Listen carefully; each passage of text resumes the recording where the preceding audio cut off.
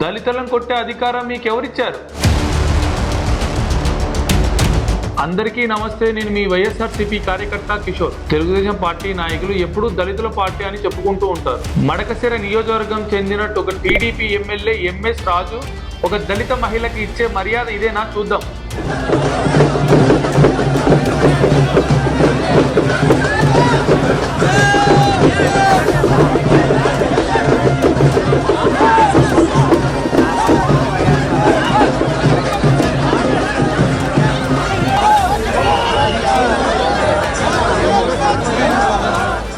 చూసారా, ఒక దళిత మహిళ అంబేద్కర్ జయంతి రోజు పూలమాల వేయడానికి వెళ్తే వీళ్ళు ఇచ్చే మర్యాద ఇదేనా?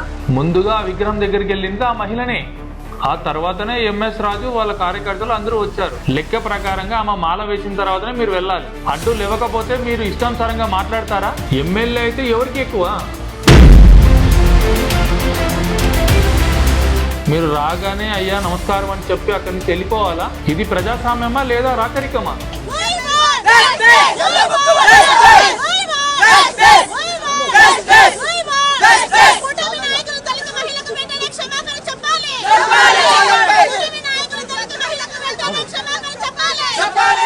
రాజ్యాంగం ముందు అందరూ సమానులే అని చెప్పిన అంబేద్కర్ ముందే ఒక దళిత మహిళను అనరాని మాటలు అంటున్నారు.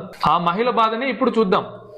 పూలమాల వేసేదానికి మేము వెళ్తుంటే అతను వచ్చి అవతారాలు చేస్తానని భూతల మాటలు మాట్లాడుతున్నాడు.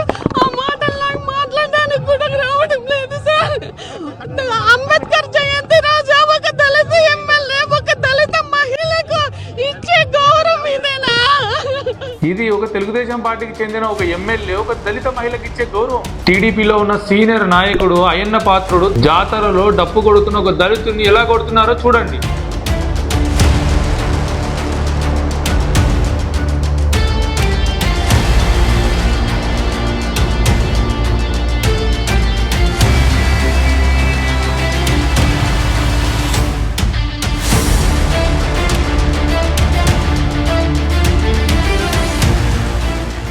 ఎవరికైనా ఏదైనా చెప్పాలంటే పిలిచి కదా చెప్పాలి, ఇలా కొట్టడం ఏంటి?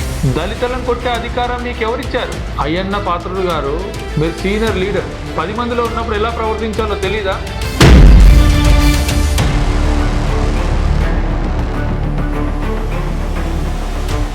కులాన్ని పక్కన పెడితే డప్పు కొడుతున్న వ్యక్తి వయసులో పెద్ద ఆయన.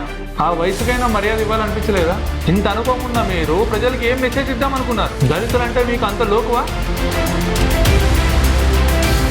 ఎలక్షన్లు వస్తాయి, మళ్ళీ వాళ్ళ దగ్గరికి వెళ్ళి ఓట్లు అడగాలి. జాగ్రత్త.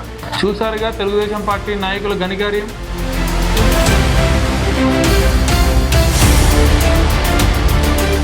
దళితులంటే పడేవాళ్ళు కాదు, ప్రభుత్వాన్ని డిసైడ్ చేసే వాళ్ళని నిరూపించండి.